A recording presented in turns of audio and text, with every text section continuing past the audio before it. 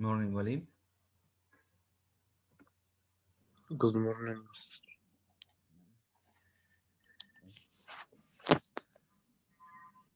Afnan, Hassan Gouda.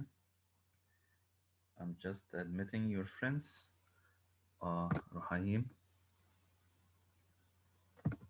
Janna Gouda.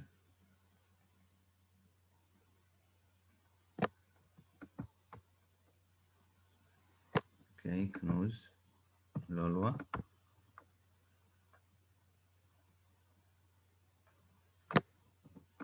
Mariam Naqib, Usama, Tadrus, Yasmin, Yasin,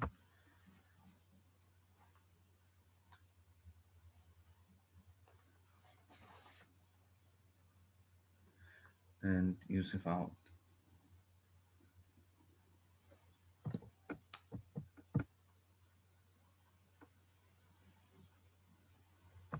Okay, in the room, I have with me now Abdurrahman Baghdadi, uh, Walid, Janna Gouda, Hassan Gouda, Hassan Ruhaim, Jana Uthman, Lulwa, Mariam Naqib, Usama, Tadrus, Yasmin Said, Yasin Said, and Yusuf Awad. This is Baghdadi. Okay. Uh, Yesterday or over the past week, and this is Alia Walid. Alia. Over the past week, we were doing uh, the book thief, and yesterday we finished up to. I just want to share the screen up to this part. We stopped here. This is page 182, and the last scene we read yesterday was when Max hiding in Hans' basement. Max felt that he was getting thinner and thinner, weaker and weaker. He tried to liven himself up by doing some exercises. He was doing exercises for two reasons we mentioned yesterday. Who can remind me of these two reasons? I've just mentioned one of them. Uh, why did Max start exercising in the basement? Why did Max start exercising or doing some push-ups and exercises in the basement? Ah, who can answer the question? Mariam? Because he was getting thinner and thinner, Okay. and to keep himself warm. Yes. There is another main reason, Mariam. He was getting Because he thought he was going to fight Hitler. perfect. He was getting ready to fight Hitler because he imagined that every night Hitler visited him down in the basement and there was a fight or a match between them that lasted for hours. Okay, and the winner, when Liesel asked him, and who wins, he said, I do. This, I think, or these were the last words he said in the previous page here. Uh, I do, when she asked him about the winner of this fight. Okay, and the narrator at the end of this part says, uh, Max, being like a rat hiding in this hole or in this basement, claimed that he is the winner or is the victorious over Hitler, maybe the master of the world at that time or the head of the strongest country at that time. In 19, we talk about 1941, and this was no joke. A man hiding in the basement like a rat said that he wins or defeats or beats Hitler, okay, the Führer. It was, the narrator says here, this was no joke. Okay, this is the sixth side of this die or dice, and the title is The Painter's Early June. Guys, yesterday also we did something related to uh, the book, uh, uh, the 13-page booklet, the day before yesterday and yesterday, the 13-page booklet which Max made for Lisa. What are the components of this book? What are the components of the 13-page book that Max gave to Liesel as a late birthday present?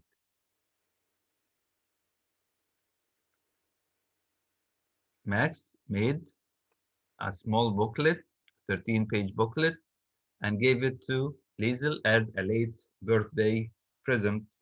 What did he write in this book, or what does this book have inside it? Hassan Rahim, can you give me the answer?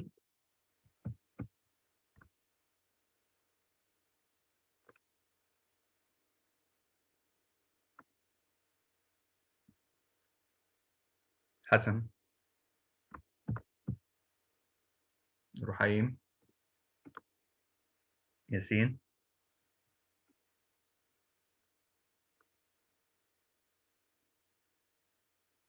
Okay, Yasin, go ahead. Mr. Amir Hassan. Okay, Hassan, you didn't answer me. Yasin will answer. Yasin. It was about when he was younger, he and his family وكده. Okay, it's pages from his life. The title of the book was The Standover Man, and he started it like this: all over my life, if you remember, there was someone standing over me. The first standover man was, Hassan Rahim, can you answer this question? Max told us in his book, or in this 13-page book, that the first standover man was his. Hassan, if you can hear me, Hassan Rahim. I'm not sure. I'm not sure about this one. Okay, if you go back to the book, we have the pages of the book. I run up quickly. Maybe we can. This is the book. Can you see these pages? Hassan, can you see these pages? Yes. It says here, I suppose my His father. man was my father. Again, a standover man is a man who stands over your head while you're sleeping or lying. If he means when he was a baby in his cradle, okay, his father used to look at him or watch him while he. Stand over him. Yes, this is the meaning of standover. All over his life, he used to have standover men like his father. And the second standover man was, you remember, Kugler, when they were teenagers. Uh, this is Kugler, when he used to have some fist fighting matches with Kugler. Kugler here is raising his hand. This is his friend Kugler. He is the winner, and Max defeated lying on the ground. So Kugler was the second standover man in his life. And Kugler again, when they grew up, and Kugler went to him to give him the book with the map and the key in Stuttgart. If you remember, this is Kugler again, and this is Max hiding in the dark room back in Stuttgart.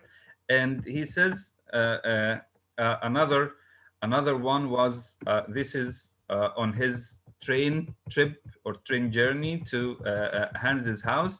If you remember, he said, in front of me or next to me, there was a snoring woman, a woman who's snoring deeply. And this is Max reading or pretending to be reading Mein Kampf. He was, or he wanted to tell the people around him that he liked Hitler just to escape being arrested or avoid being arrested. And this is Max going to Hans's home because he had the key, as you know.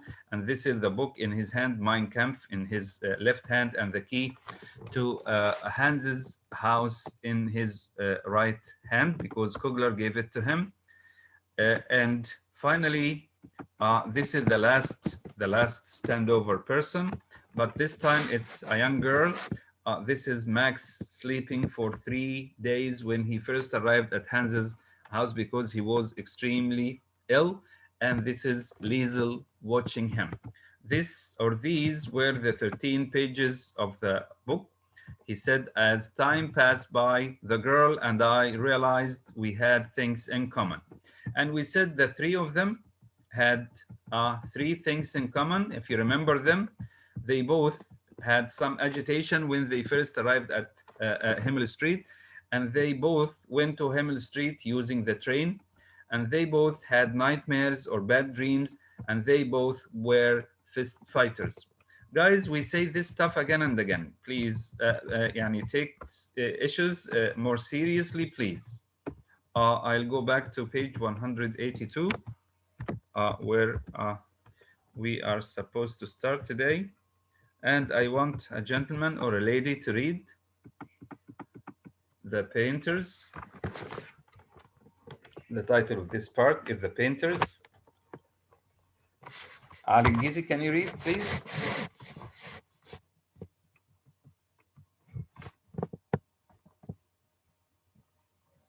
Ali? Yes, host. Okay. Because I like your reading.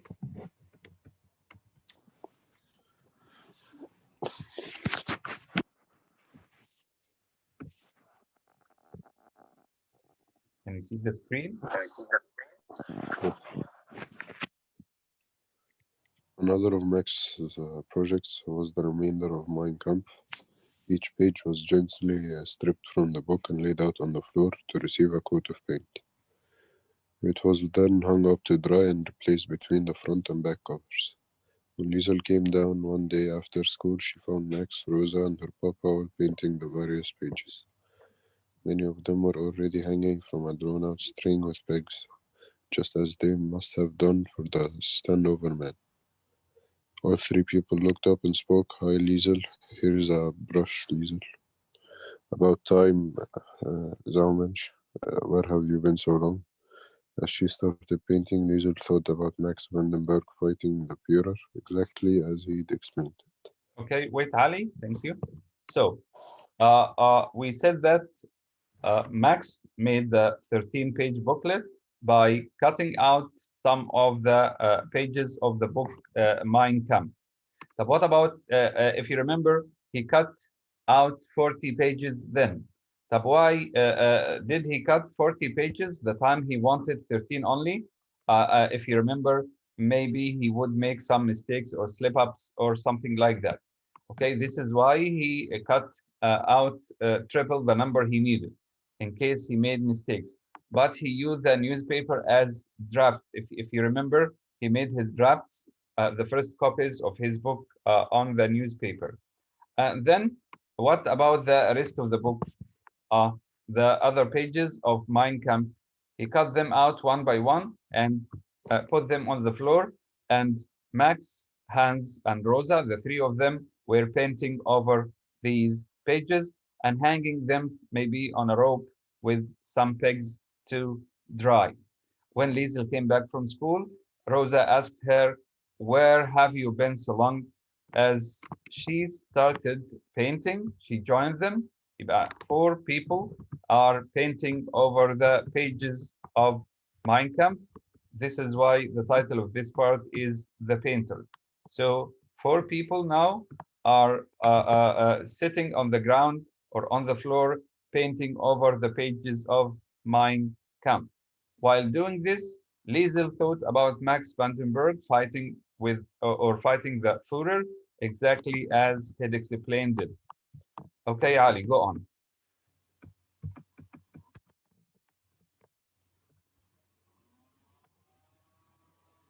Ali, go on. Basement June 1941, punches are thrown, the crowd climbs out of the walls. Max and the Führer fight for their lives each running up the stairway. There is blood in the Führer's mustache, as well as in his back line on the right side of his head. Come on, Führer, says the Jew. He waves him forward. Come on, the vision Liesel is imagining the match or the fight between Max and the Führer is bleeding. Here we have, there is blood in the Führer's mustache, as well as in his part line. The part line in his head. You know, Hitler used to have a part line on the right side of his head. Here, Liesel imagined him bleeding in this part and in his mustache. And she imagined Max saying to him, "Come on, Führer," said the Jew. He waves him forward, "Come on, Führer." Okay, Ali, go on.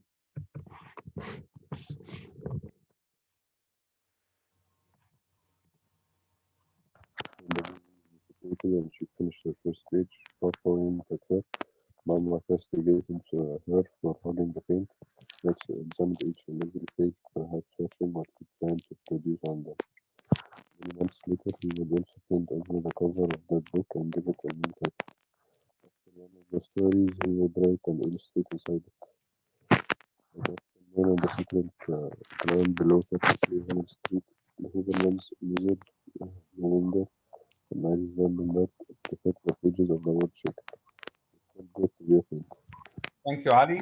So, okay, Ali. Okay, Ali. Stop, Ali. Thank you very much. So, when the visions dissipated and she finished her first page, this fight between Max and Führer were just imaginations of the girl while painting over the pages. Papa winked at her. He closed his eye and opened it at her. Close the mic, Ali. Thank you.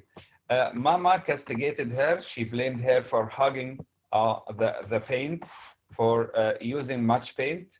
Liesel was using much paint. Max examined each and every page, perhaps watching what he planned to produce on them. Many months later, he would also paint over the cover of the book, Mein Kampf, of that book and give it a new title. After one of the stories, he would write and illustrate inside it. That afternoon, in the secret ground below 33 Himmel Street, Hans's house, the Hubermans, Rosa and her husband, Liesel, and Max prepared the pages of the word shaker. This is the title Max would give to the book. Again, what did Max do with Hitler's book Mein Kampf? He did two things.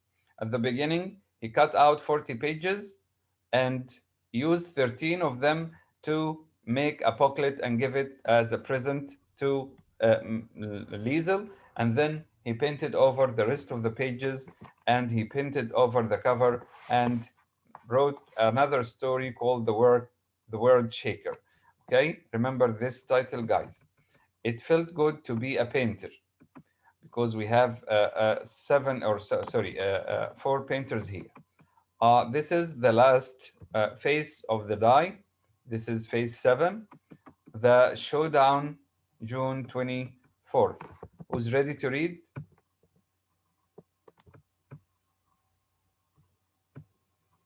Who's ready to read? Okay, Hassan Gouda. Then came the seventh side of the die, 2 days after Germany invaded Russia, 3 days before Britain and the Soviets joined forces. 7. You roll and watch it coming, realizing completely that there is no regular die. You claim it to be bad luck, but you've known all along that it had to come. You brought it into the room. The table come smell it on your breath. The Jew was sticking out of your pocket from the outset. He smeared to your lapa, and the moment you roll, you know it's a 7. The one thing that somehow finds a way to hurt you, it lands. It stares you in each eye miraculously and loathsome, and you turn away with it feeding on your chest. Just bad luck. That's what you say. Of no coincidence. No, That's what you make yourself believe. consequence of no consequence. Result. Do I continue? Okay. That's what you make yourself believe. Because deep down you know this is a small piece of changing fortune, is a signal of things to come. You hide the Jew, you pay. Somehow or another you must. In hindsight, Liesel told herself that it was not such a big deal.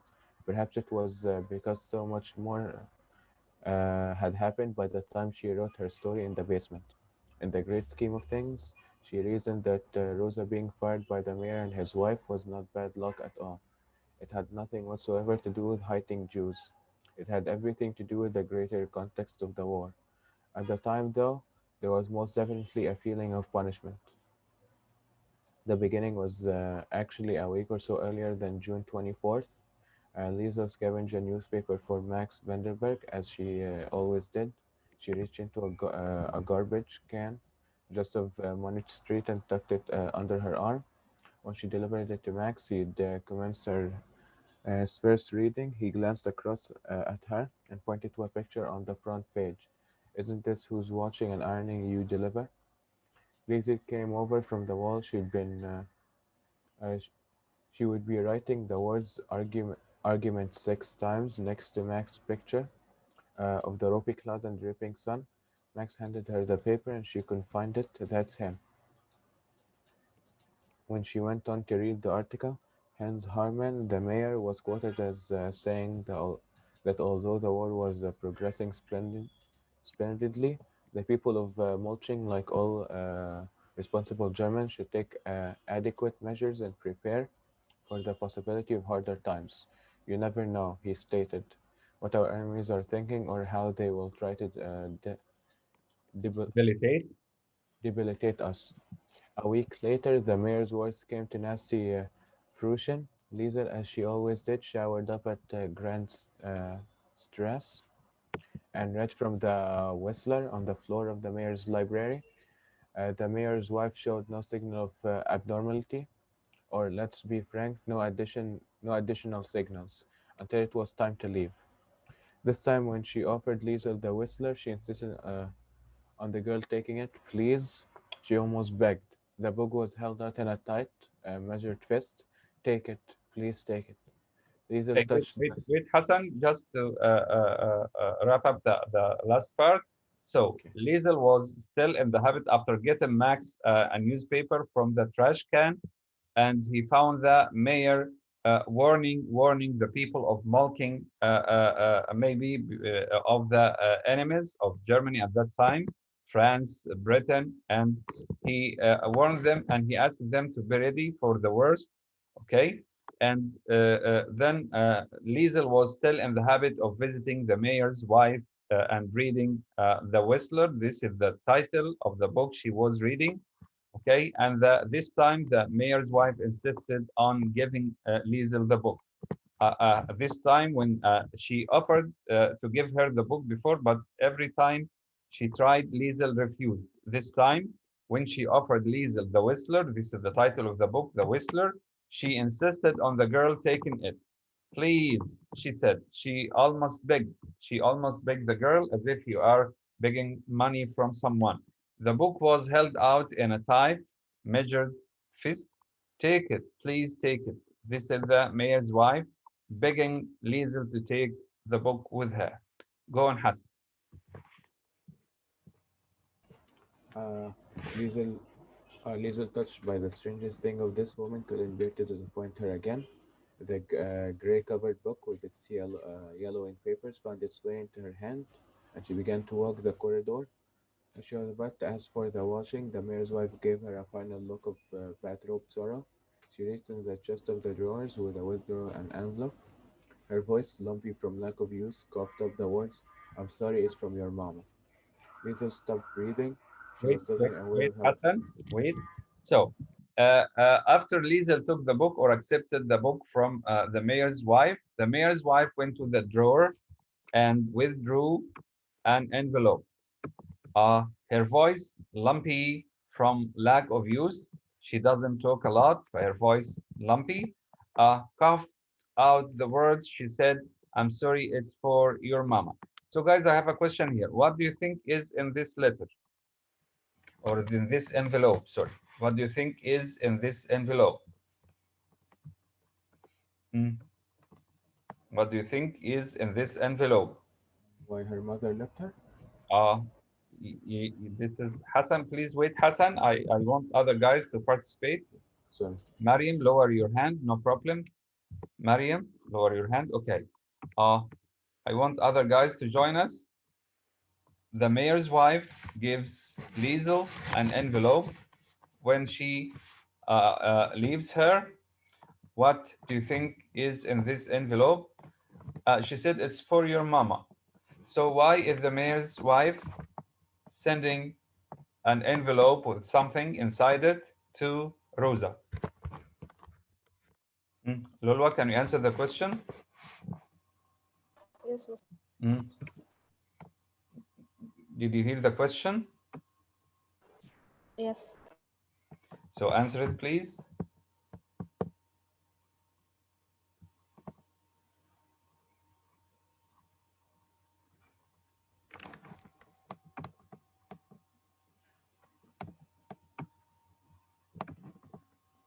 Lolwa? Yes, Mr. I'm thinking. Okay. Take your time. تدرس تدرس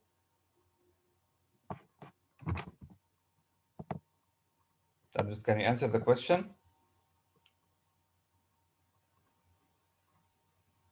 Tad.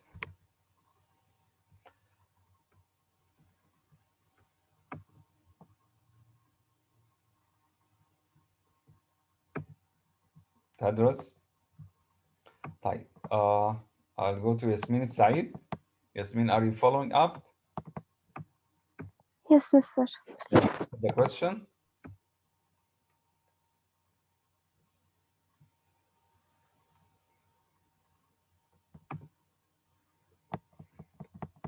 Yasmin? يعني when I call your name, guys, you escape. Yasmin, where are you? Yasin, where is Yasmin?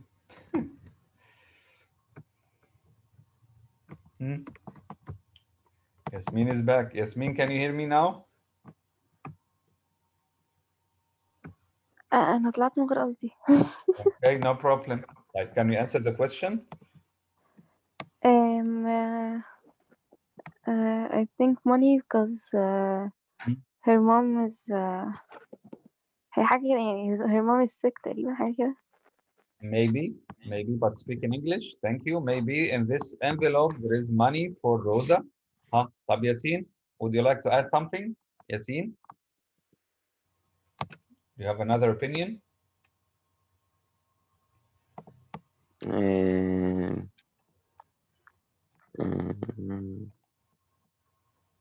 The mayor's wife, Elsa, is sending Rosa an envelope because with diesel.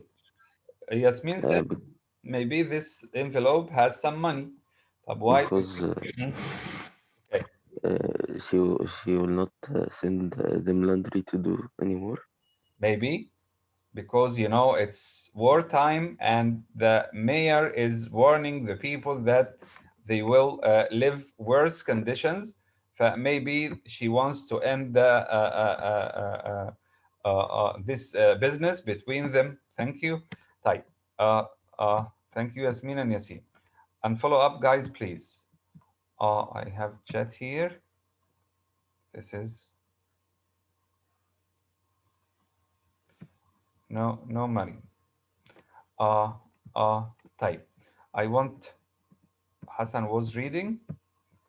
Hassan Gouda, are you still there? So can Okay. someone else Yeah. read? Can you complete, please? Okay. From Liesel, she was suddenly aware of how empty her feet felt inside her shoes. Something reticulated her throat. She trembled. When finally she reached out and took possession of the letter, she noticed the sound of the clock in the library. Grimly, she realized that the clock don't make a sound that even remotely resembled ticking, clocking. It was more of the sound of a hammer, upside down, hacking methodically at the earth. It was the sound of a grave. If only mine was ready now, she thought, because Liesel Meminger at the moment wanted to die. When the others had cancelled it, it hadn't hurt so much. There was always the mayor, his library, and her connection with his wife. Also, there was the last one, the last hope gone. This time it felt like the greatest betrayal. How come she faced her mama? wait, Hassan, thank you. Wait, طيب. Elsa, the mayor's wife, gave Liesel this letter, or this, sorry, envelope with the money to end the laundry business between Rosa and herself. This was the last customer Rosa had. Okay, this was the last customer Rosa had. The girl felt very sad, and she didn't know how or what to say to her mom. Okay, and above all, the mayor's wife. كل اللي مش شايف حد مش شايف حد كله بيختفي بالكيوان. Hello. The mayor's wife used to welcome the girl to her library. This means that Liesel will not go to the library anymore. Her relationship with the books will end this way because the mayor's wife ended this service. Okay, the girl didn't know what to say to Mama. It was the last hope. It was the last customer, and this customer is ended now. I want someone else to read, guys. Thank you, Hassan. Thank you very much. Someone else to read? Tadris, if you can hear me. Tadris? No. Okay. Can you read? Okay. For Rosa? For Rosa, the few escape of money had still helped in various ways. An extra handful of flour, a piece of fat. Elsa Herman was dying now herself to get rid of her. Liesel could see it somewhere in the way. She hugged the rope a little tighter. The clumsiness of sorrow still kept her at close proximity, but clearly she wanted this to be over. Tell your mama, she spoke again. Her voice was adjusting now. As one sentence turned into two, that we are sorry, she started shepherding the girl toward the door. Hazel felt it down in the shoulders, the pain, the impact of final rejection. That's it, she asked internally. You just bought me out. Slowly, she picked up her empty bag and edged toward the door. Once outside, she turned and faced the mayor's wife for the second to last time that day. She looked her in the eyes with an almost savage brand of pride. Danke, Scone, she said, and Elsa Herman smiled in a rather useless, beaten way. Okay, Tadris, thank you. This part, here again, the mayor's wife explaining to Rosa, or to Liesel, sorry, what to say to her mom. Tell your mama that we're sorry. She started shepherding the girl toward the door. Liesel felt it now in the shoulders. You know, Liesel was very sad. The pain, the impact of the final rejection. That's it. That's it. She asked internally to herself. You just put me out. You just send me out. Slowly, she picked up her empty bag because the bag will not have any laundry anymore and edged toward the door. Once outside, she turned and faced the mayor's wife for the second to last time that day.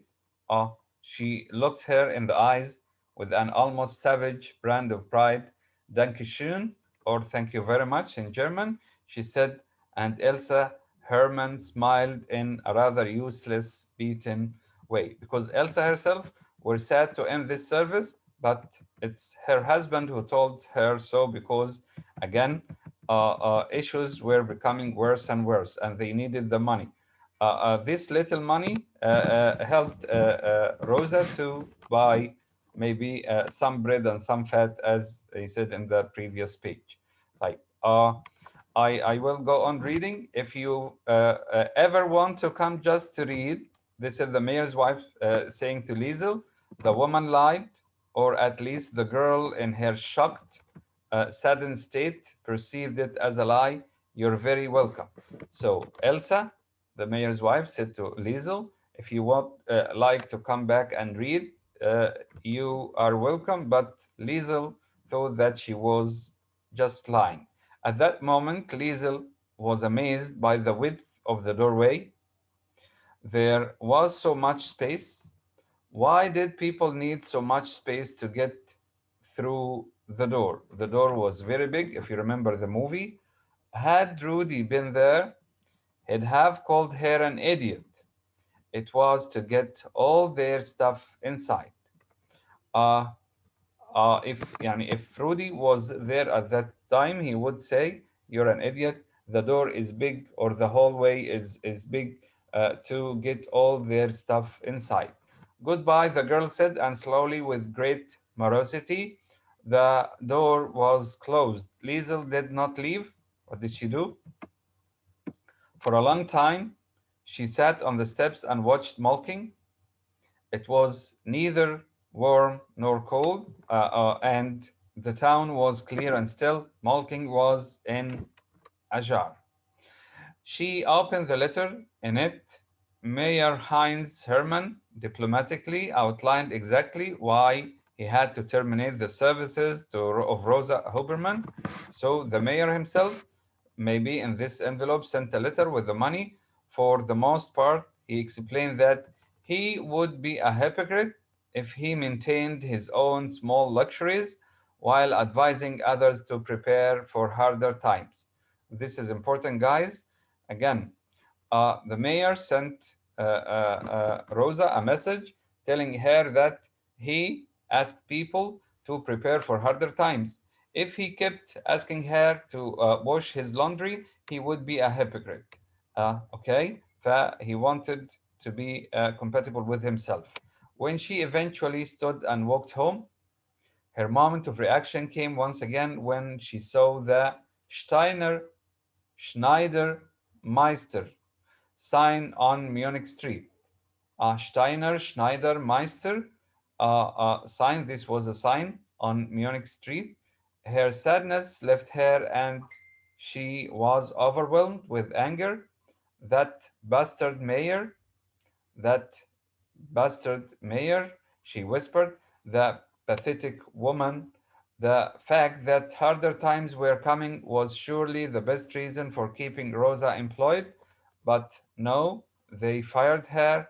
Yani, Liesel thought that if harder times were to come, you should keep Rosa as or you should stay as customer to her, but if you say that harder times are coming, you shouldn't have fired her. At any rate, she decided they could do their own plastered washing and ironing like normal people, like poor people. In her hand, the whistler tightened. Remember, the girl took the whistler, the book, from the mayor's wife. So you give me the book, the girl said, for pity, to make yourself feel better. And the girl thought that the mayor's wife gave her the book to atone for her sin because she fired them. But this is why she insisted that Liesel would take the book. The fact she'd also been offered the book prior to the day mattered little. She turned as she had once before and marched back to 8 Grand Strasse. The temptation to run was immense, but she refrained so that she'd have enough in reserve for the words. She wanted to run, but she refrained or stopped. When she arrived, she was disappointed that the mayor himself was not there. No car was slotted nicely on the side of the road, which was perhaps a good thing. Had it been there, there was no telling what she might have done to it in this moment of rich versus poor. 2 steps at a time, she reached the door and banged it hard enough to hurt. She knocked on a door. She enjoyed the small fragments of pain. She knocked the door strongly, and this made her hand maybe painful, but she enjoyed it. Evidently, the mayor's wife was shocked when she saw her again. So the girl went back to the mayor's house. Her fluffy hair was slightly wet and her wrinkles widened. This is the mayor's wife. When she noticed the obvious fury on Liesel's usually pallid face. This time, Liesel went back to say something to her. She opened her mouth, but nothing came out, which was handy, really, for it was Liesel who possessed the talking. You think, she said, this is Lisa, you think you can buy me off with this boy?